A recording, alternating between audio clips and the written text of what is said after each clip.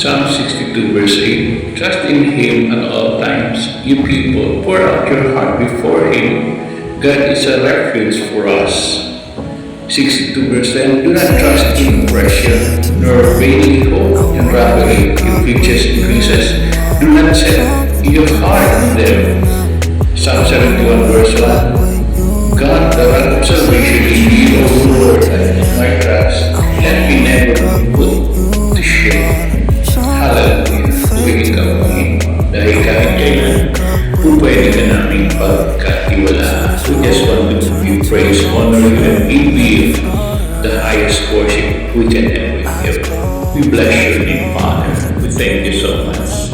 Hallelujah. Purihin ka ulit sa tanging pangalan ni Jesus. Amen and amen.